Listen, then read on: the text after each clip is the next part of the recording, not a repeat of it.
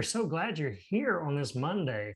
So we have a special episode today. We have a guest in the house. So we're so excited. Not just an ordinary guest. No, not just an ordinary one. This is an author that we have with a new book that has come out that is pouring into the blended family community. So this is a children's book that's just really pouring into your children, helping them to do that, to do a transition and from going into a blended family and what that looks like, and just really being able to help a child to see it from a different perspective. So we're so excited to be able to get to talk to her. So y'all stay tuned. This is going to be a great one. All right. So I am so excited to talk to you, Zoe, with other people being able to experience what you have created and just really understanding your journey to getting to this place. Because I think, like you and so many others out there, when we went looking, we became a blended family, just like when you did. And those that are listening, we went looking for resources and just really struggled to find those resources, right? And you and I met because of Instagram.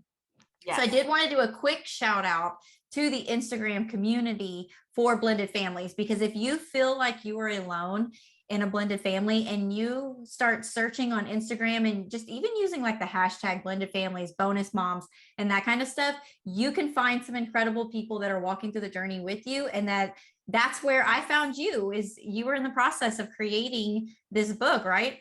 Well, first off, Let's just say welcome, Zoie Seay. How are you doing? Hello. I do that. Hello. Thank you for having me. Yes, I did find us on the find each other during the early stages of my book. Basically, I created a page. At first, I was like, I don't know if I should create my Instagram page. I don't have a book yet and all this stuff. And then this one woman just really impacted me, and she was like, it doesn't matter if you don't have a book yet, you can start building your audience. Just start posting about how the journey's going. You know, hey, the book's finished, or hey, I found an illustrator. Hey, the book's with the editor. Like, just keep people, basically, build that suspense. Like, oh man, I can't wait. Oh, I did a countdown for like a book cover reveal. Oh, yes, this is going on. So it early on, I was reaching out to blended families, sharing their blended family stories, which I will be starting to do now that my website's been posted, and now it has finally come out. Yes. Very exciting. And we just got our copy in yesterday. So we had read the book before, but we got our physical copy in, and we were so excited. You did such a great job.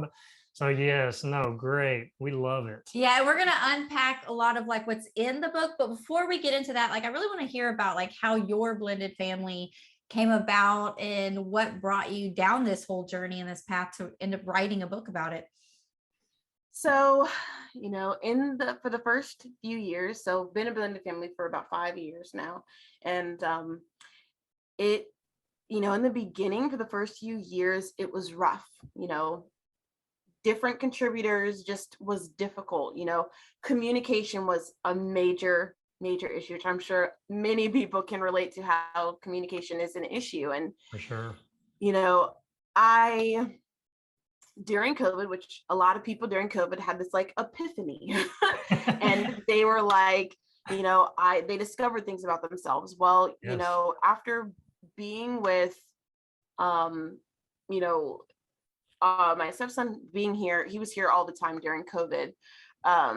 And so it just got me thinking, and then, just started, I'm a creative person. My mind is always thinking of things. Well, earlier this year, I was like, I have all of this stuff inside of me and I would love to get it out, because at the end of the day,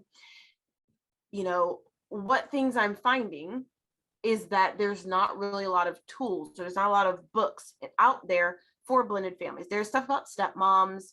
You may see a little bit, but not really a tool that can help them adapt to their situation. More like those books are being okay, like with having a stepmom, instead of like, them opening up, being able to open up about how they're feeling. It's kind of nothing, not that there's anything wrong with the stepmom books. I've seen some great ones. But it was more like pushing them to be okay and not really seeing how they feel. Yeah. And so that's when I decided, I was like, you know what? I want to create a book that can be used as a tool to help children open up about their worries and their concerns, whether they're part of a blended family or not. Like if you're not a part of a blended family, this book is still great. The social emotional learning about the understanding of change and the importance of respect and the purpose of rules is so important in a child's life, regardless of their family dynamic. Yeah. And so I wanted to come up with a book that would be able to bridge that gap between the parent and the child. Yeah. And so that through this book, you know, usually when you're doing story time at bedtime, you're like, you just read it and, you know, you go through, you may laugh or whatever. They may ask a question or two and then that's it, which is fine. But this one is meant to be way more engaging. Pause, stop, talk with your child, ask them those questions. Have you ever felt that way? Get them to, so that's not so they don't feel like really on the spot. It's more indirectly talking about it so that you can open it up instead of it all being focused on them, where you're sitting them down in a chair and they feel all this pressure and they're like, what did I do? Did I do something wrong? Like, what's going on? Like, why did this happen? Instead, they're reading a story that they can relate to. Yes. And then they're more open to talk about, you know, how they're feeling, whether they're good things or bad things. Yeah. And you modeled a lot of the story. I was just telling Randall this morning when we were, we were talking about this before we started recording, but I read the book before it actually came out. Zoe had sent me a copy of it just to be able to read over, and I hadn't seen the images yet. And so even just the illustrations inside the book are incredible. And I come from a preschool background, so I love like literacy and, you know, reading to children, all that. So looking at the images, they're so vibrant. But I was telling them, like the glasses on the little bear, I was like, that's from her stepson, right? Yes. Tell us a little bit about like y'all's dynamic, you and him together and with your husband. So we are very close. We are very close. And I would say like I'm very fortunate, you know. I know that there's a lot of you know, step parents out there and bonus parents out there that struggle connecting with their stepkids or with their kids, their biological children. They struggle. For sure, yeah. And, you know, I do my best to, you know, I do my best to make sure that he understands that he's loved, that he can talk to me about anything and everything, and I will not judge him. He knows that I will play a ton of games. He knows that I'm creative and that we're going to be doing crafts. Like on the other side of this wall in the hallway over there, it's an entire wall of canvas art that he's done that I made, that I surprised him with. He knows that there's always going to be fun things for us to do, that I'm always thinking of different things, to the point now he's like, he wants to come out with a library. All because now that I'm an author, he's like, oh, I want to come out because we want to do a restaurant. And he was like, well, I want to open up a library next door to it. I'm like, okay, cool.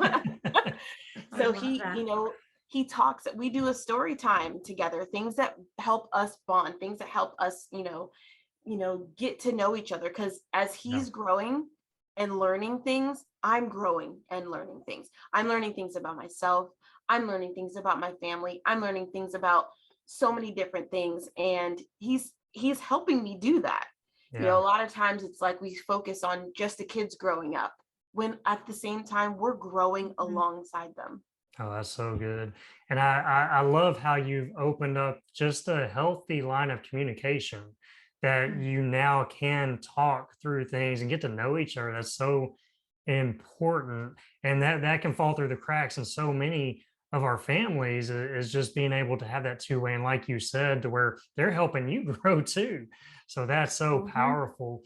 And that's a lot of the book. What when I was reading it is like, you know, these a lot of our kids don't even realize what they're going through, you know, and we've talked about that now. So our kids are older and they're looking back now saying, wow, I didn't even realize I was feeling that way.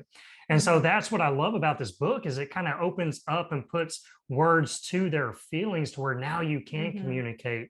Now you can kind of bring that out and talk about it because they don't know, you know, they just know something just doesn't feel right. And so something like this resource allows that to open up for you as a parent and you as a child to be able to connect and have that healthy line of communication. So I love that. Love that. So how long have y'all been a blended family? When did y'all come together? For about 5 years now. 5 years. Awesome. Yeah. And how old was he then? Did you say? He was 1. I've been in his life Oh, since he was wow. 1. That's Yeah. awesome. He's about to be 7 in January.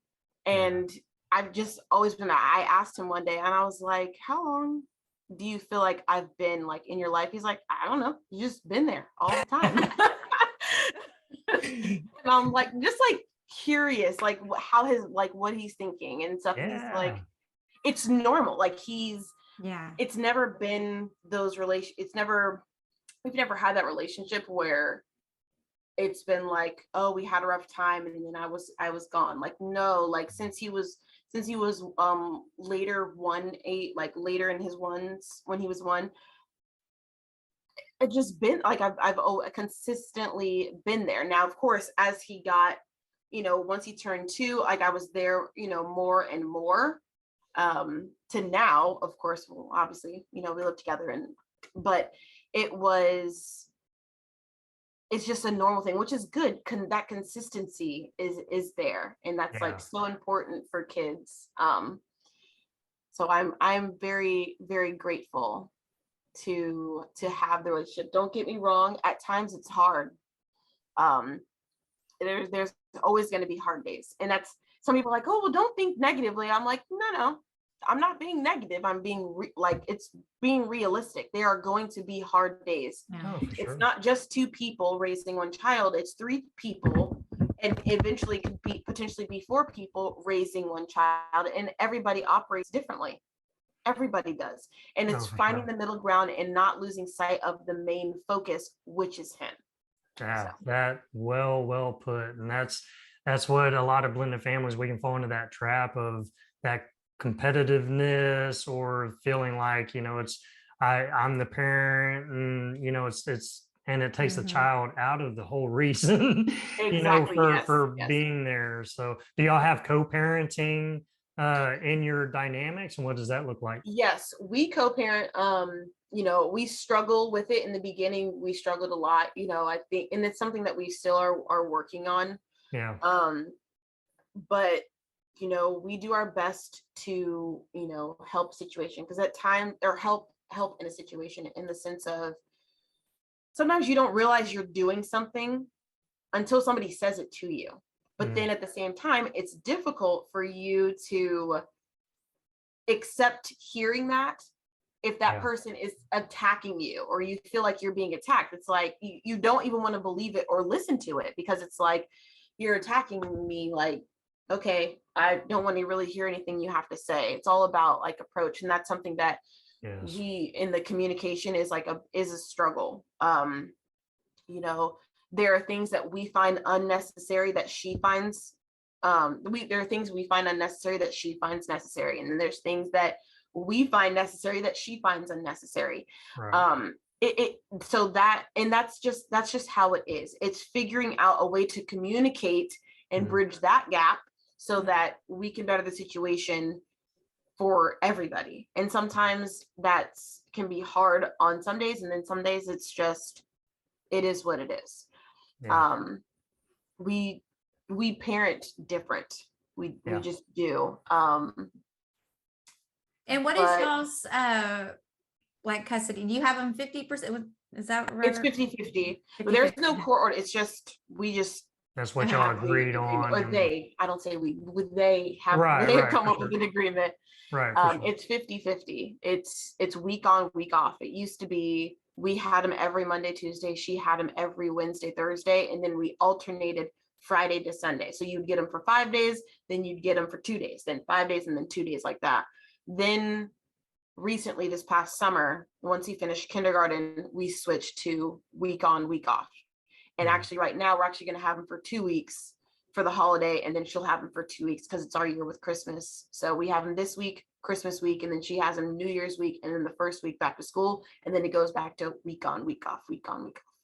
Yeah. Do you like that week on? I like to talk about that just because for us, when we were raising kids, the normal was the mom has them for the week. Typically, like what you would see, mom had them for the week, the dad would get every other weekend, and that was pretty normal. Now, like in some situations, like Randall had full custody of his daughter, so it was pretty much all the time except the big holidays and summertime. But I see a lot more this week on, week off.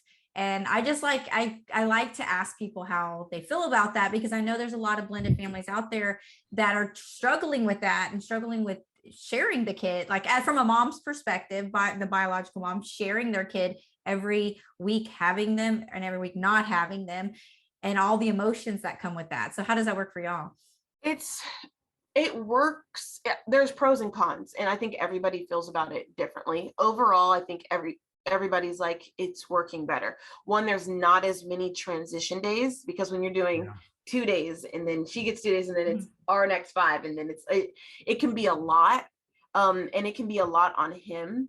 Like we always, but now with the transition day, and it takes place at school. Obviously in the summer, it's during, we see each other, but now the transition's at school. She drops off Monday morning, we pick up the afternoon. Now it's our week, and vice versa. We drop them off in the morning, then it'll be her week. It can be difficult in the aspect of, I did like the 2 and 5, because when you had a long weekend, it allowed you to plan a trip and it doesn't affect the other person's days. It allows you to be able to schedule something every Monday because it falls on your day and you don't have to worry about anything else. And whenever, so it didn't interfere with what somebody else wanted to do. And it's not that it's an inconvenience, like, oh, well, what you planned for him is an inconvenience. It's never that.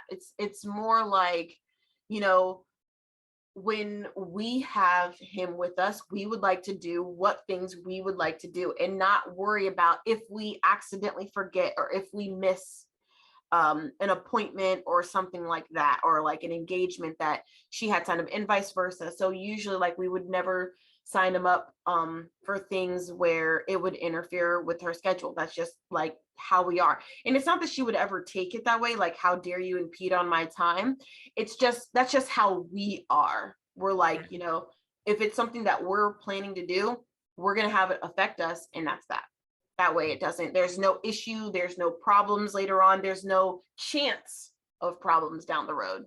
So I would say that's one of the negative things, I guess you could say, about the week on, week off. But then the good thing about it, again, goes to, you get a longer time with him. He's able to actually settle in. Yeah. So we know on Mondays, it's a rough day. It's transition day. Yep. He's been with the other parent for a week. We know that we have to not that we're angry at him or whatever, but there are things that he's allowed to do at his mom's that he can't do at our house, or vice versa. So Mondays are just transition. Like, they're trying to figure it back out again. Exactly. And we're trying not to lose our minds. Right. Yeah. No, that's a big struggle that all blended families face, those transition periods. And I mean, I could only imagine being in the kids' shoes. I was in a blended family, but it didn't happen until I was a teenager. So I was already kind of out doing my thing with my friends and everything. So to see kids going through it at younger ages, I mean, you go from one family dynamic to another.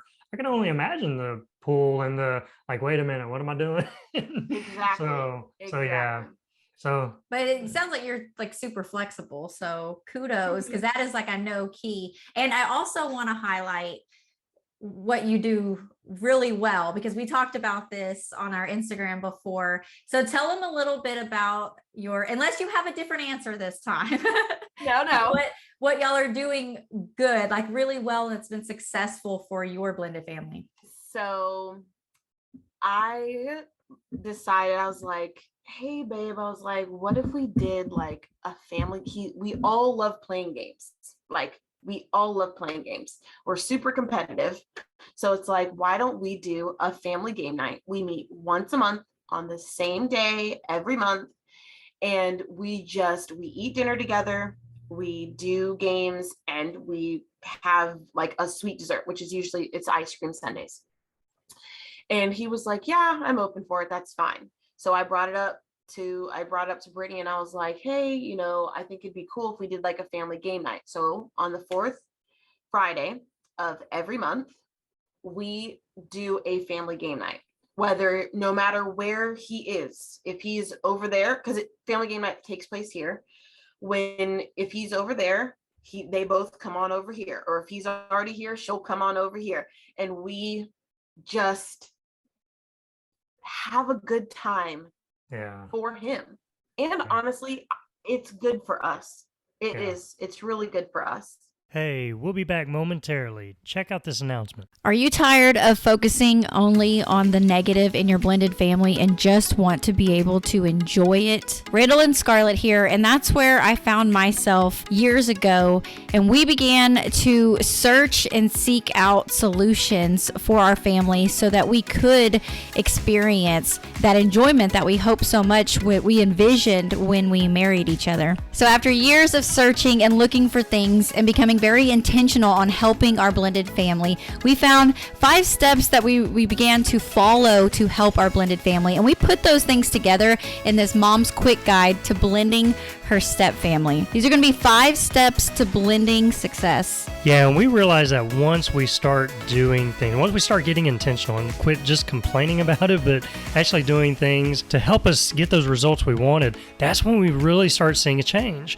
And there's power in that when you do that. That's why this guide is so powerful, that we walk you through exactly what we've learned. This took us over almost 15 years to learn, to get down to where now we're seeing the success we're seeing it. And we want you to have this guide so that you can get there so much quicker. Right now, you can have that guide. This is about a $97 thing, but right now we're giving it to you for $7. That's it. No catch. We also want to sweeten the deal a little bit, so we're throwing in 5 additional bonuses, resources that can just add to this.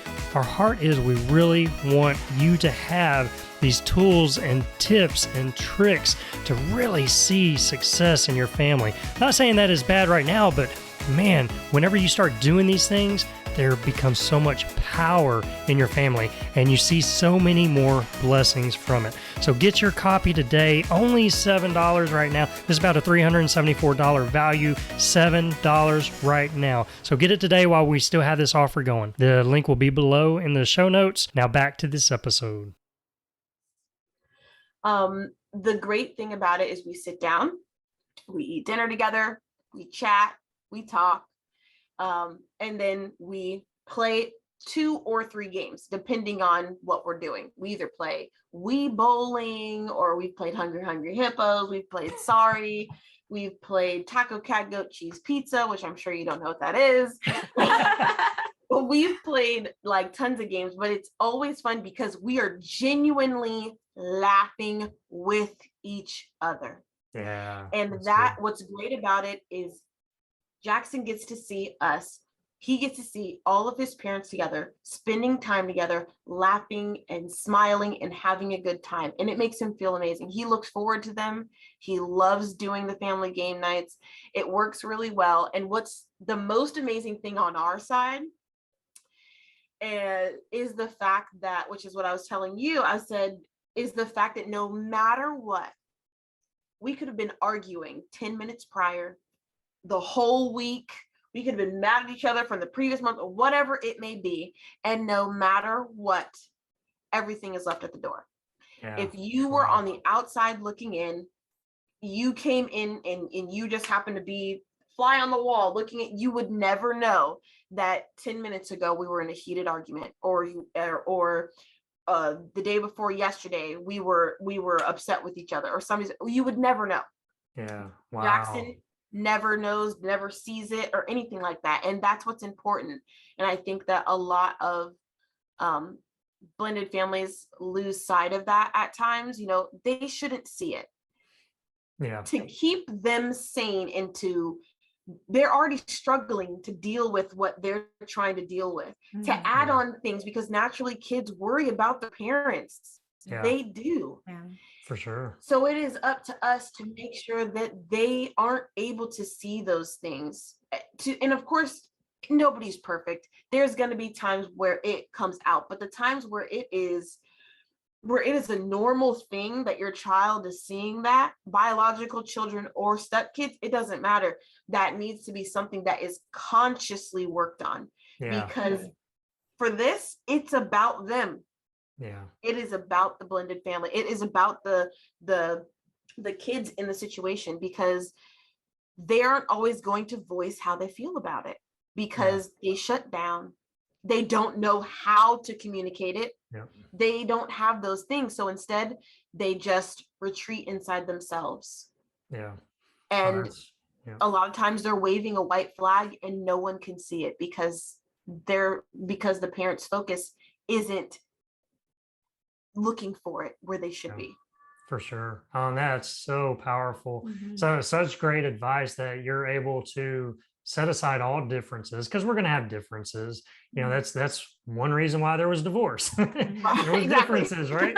And so it's able to set aside differences, and y'all are being so intentional, saying, you know what, we're making this about our kids. You know, we're going to come together. We're going to show them we can all have a good time. And then that relieves the pressure in the kids to feel like, okay, I can accept everybody. Everybody's accepted. And man, that is so amazing at what you are doing. Kudos to you. Thank you. That's so amazing. And I love how in the book, like all those things that you're talking about, these struggles, just as we've been talking this whole time, that the kids are going through, and these thoughts that are going through their head, and they don't know how to express them, but the book puts those same situations. And I know probably a lot of them you've experienced, some, I don't know if all of them in the story you've experienced, but it has, like, even the little bear thinking about his mom and his stepmom not getting along. What happens if they don't like each other? And it covers that in there. And it just takes it in a way where it expresses it in such a positive way. And it doesn't dwell on it. It brings out those emotions, but it doesn't dwell on the negative side of them. And it brings solutions in there. And I love it. And then you have, I want to make sure that we talk about this today, but you have a process that you go through. R.E.A.D, right? Can you tell them a little bit about the process? So part of the learning things to deal with change, which is also, there's an activity in the back of the book as well to do as a family. There's a few activities. I love where you can put the picture and everything too. That's awesome. Yes, space for you to put, you talk about when you're established, the family name, and then there's a slot for everybody in the family to respond. And then there's some questions here for the kids to do. And it's a great way for the parents to hear from their kids a response they may have never even thought to ask, or their kids are not just going to openly say that, like they're not just going to throw it out there. But the R.E.A.D, which they're in the back, there's quotes that are either used in the book or things that I use with Jackson, which is changes can be hard, but if you always remember to read, you can handle almost any change. And this can be for adults or children. The one thing that everybody deals with almost at least once a day, pretty much for the most part, is change. And it can be a large or it can be a small change, but you deal with change. But it is one of the most difficult things that people deal with. But it's so common. So it's like, why is it such a difficult thing for us to deal with if it's something that is so common? So I came up with this acronym for the book. And the way that it goes is R is for respect each other. E is for express your feelings. A is for ask questions, and D is for discuss your concerns. So whenever you're in a situation, you need, part of a conversation going downhill is how you speak to each other. All starts with how you speak to each other. How are you coming to this conversation? Are you coming to this conversation with an attitude? Are you coming to this conversation with like tears in your, like, how are you coming to this conversation? If you can't be respectful, then it doesn't change the fact that the conversation isn't necessary or not important. It just means you're not ready to have that conversation yet. Yeah, Give that's yourself good. 10 minutes. Shoot, give yourself 2 minutes. Yes. Give yourself a moment to come to the conversation in a respectful manner so that the conversation can progress. Yeah. Because a lot of times you're like, oh my gosh, I don't want to repeat myself, or we always have this argument, and a lot of times you hear, well, we always have this argument, we always talk about the same things. But the thing is, typically if you're repeating an argument, it's because it was never resolved the first time that you talked about it. Yep. Yep. So isn't that the come to definition of insanity? Doing Yeah. the same thing and expecting different results. Exactly. And so come to this conversation where you can respect each other. That's the first start. Then express your feelings. Talk about why I feel like this because blah, blah, blah, blah, blah, blah, blah. You did this, whether it's that person made you feel that type of way or whatever it may be, you feel the way that you feel. Yeah. And I always say this, your feelings are never wrong. It's just all about the way that you express those feelings. Now you can express your feelings wrong and incorrectly, but your feelings though are not wrong because you feel that way for a reason, and it only has to make sense to you. Yeah. But it's just not fair for you to push your feelings on somebody else. Still express those feelings, but then figure out how you're going to resolve it. Then A is ask questions. A lot of times people make assumptions. Now, naturally, you make assumptions in life, but when you make an assumption and it's like a lot of times it's so far-fetched, it's to the point it's like you're responding to a situation due to your assumption, and it's completely wrong. It's completely wrong. And then I respond to you because you're coming at me in some sort of way. And then we're all in this huge argument, all because of one assumption. Yeah. So instead of making that assumption, have a clear understanding. Ask questions. Don't make the assumption, ask a question. And give that person time to answer the question.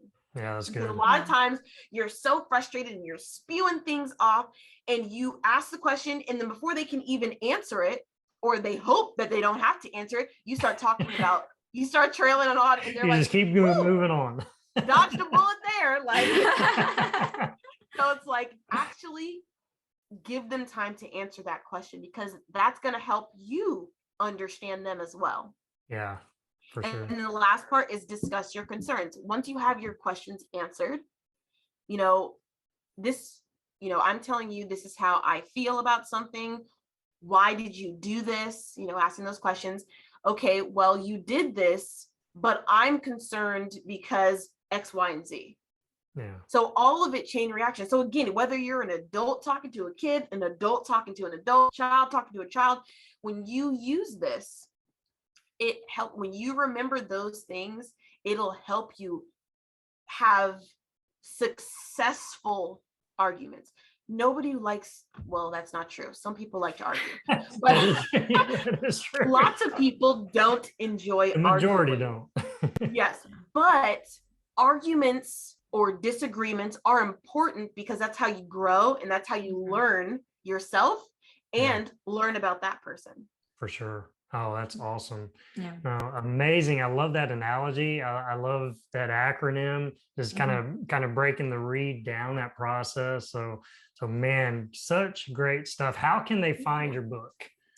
So my book is on Amazon, and also my website, which is www.theMooseExpressBooks.com. Okay. The Moose Express is my logo, is my company. Love that. But they can find it on those two platforms. Please write reviews. Write a review. Always helps. But those are the places that you can purchase my copy. The difference is they do cost the same. I know some people on their website, it costs more. It does cost the same. The only difference is if you order on my website, you do have to pay for shipping. Gotcha. But with that, you get the book autographed I write a little note in there, and you get a some author swag, and I do a little nice wrapping and get a nice package. So it's like a whole Nice. thing. Okay, sweet. So if they order from Amazon, they get the book.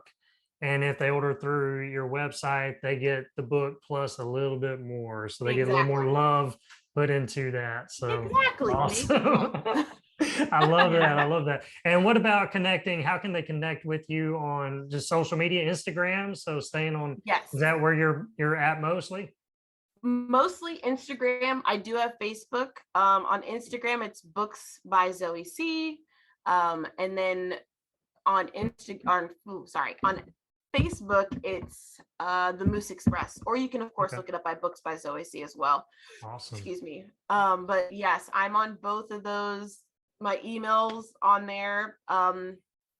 They can, contact with me. I respond as quickly as I can.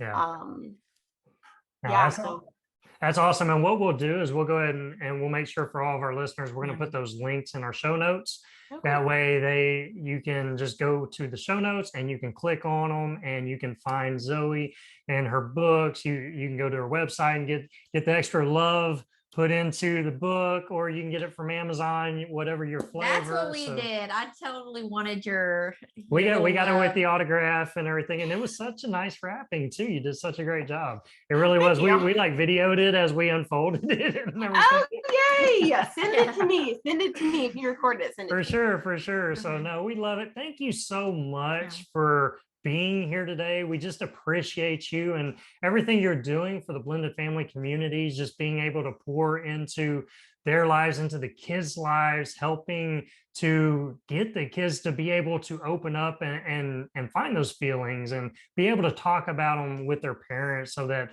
we can Mhm. start taking away some of the fear that's in there. And I love how you use like the lucky clover and the Papa Bear and stuff like that in your story. So y'all are gonna love the book. It's so great. Yeah, it So makes good. such a great gift for your kid, or just even just bringing it in as a resource in your house as one of the library books that they're reading at the house, or even if you're a teacher or educator somehow and having that in your classroom so that those kids can experience and see themselves in the stories when you're reading those to your class. It's an awesome addition to your library Family. books. Yes. Thank you very much. I really appreciate it. With this book, I really wanted something that could connect with people, and families as a whole. Even though it's for children, it really can help parents connect with their kids again. And the fact that even though you may have, say you have 3 kids, one of which is a stepchild, even though you may read the book with, say, your stepchild, in the back, everybody gets to come together. Yeah. Everybody comes together and plays a part in here, because you may hear, again, answers that or responses that you never thought. Yeah. And I know that we're about to get off. I want to say one last thing is the one question that I ask in the book. It starts off in the beginning, people are like, okay, well, what is a blended family? Okay, there's the textbook definition. Somebody has a child from a previous relationship and you're now in a new relationship. Okay. Yeah. But when it comes to being part of a blended family, it's so much deeper than that. When you're, it's really, what does being part of a blended family mean to you, your individual self, not what somebody else wants you to feel. What does it mean to you? And there's a spot in the back of the book for everybody to give their response, whether it's negative or positive. You get to know where that person's head is at for that particular, for that feeling. And then even if it is something negative, you know where they stand, and then you can better help them. You can't help anybody if you don't know where they stand on a situation. You can't try to fix it. You can't do anything with it. So figuring out what it means to that person, it's important. Find out what it means to your kids. Find out what it means to your spouse. Think like when you really think about the question, you're like, oh my God, I gotta think about this. Like, holy cow. Yeah. So if you want to see our responses, Jackson's response, my response, Brittany's response, and Zach's response, it is on my website as well on the About Me awesome. page. You can see all of our responses for what being part of a blended family means to each of us. So yeah, and like I'm gonna say one more. I know we are trying to wrap up, but the book also does such a good job of letting the adults see it from like questioning and challenging their thinking in a way. Because like, as you were saying that, and my initial response of a blended family and how I would have described it back in the beginning from the biological mom's standpoint, and I was also a stepmom, but we had our kids here pretty much full time. So I really saw it more from that biological mom's standpoint. And blended family equaled like brokenness, or a failure. Like I was a failure because I couldn't make it work before, and really changing and shifting that mindset and those thoughts on the opportunities that you have here, and that it wasn't a failure. It did go wrong. It didn't go the way you expected, but now you have something new. You have something beautiful that you can also grow on. But if your whole mindset, your parenting is from this, I'm a failure, now I'm trying to fix it by making this into something else. But I would have never said that, back then. Like, if you know what I'm saying, like, I had never been asked that, so I wouldn't have really thought about it. And then seeing things like in the book, seeing it from the kids' perspective and challenging me as the biological mom of, okay, just because my kid loves their stepmom doesn't mean they love me less. Just because they brag on their stepmom doesn't mean I'm awful mom. Like it really just makes you think of these things. And so I love that. Yeah.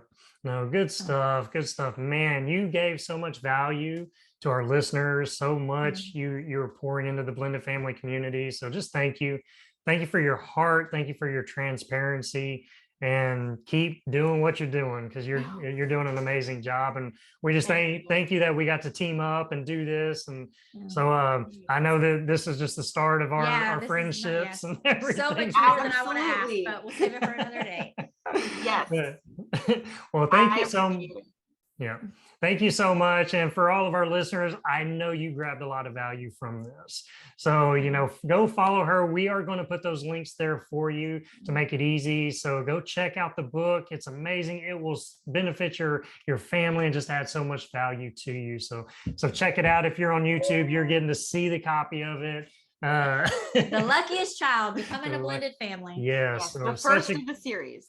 First of the series. Love that. Yes. Y'all are getting in from the beginning too. That's even more exciting. Yes. So, awesome. Well, we're going to go ahead and sign off. So thank you to all of our B Fam listeners. We will see you on the next episode. Bye. Bye, guys. Bye. Hey, thanks for joining us today for another episode of Enjoying Your Blended Family. All the links we've talked about today, they're in the show notes below. If you've enjoyed listening, be sure to subscribe below. It's free, and it lets you know when we have another episode for you to listen to. And if you want to help us out, leave us a rating and review so that we can keep reaching more people. Until next time, remember to enjoy the moment.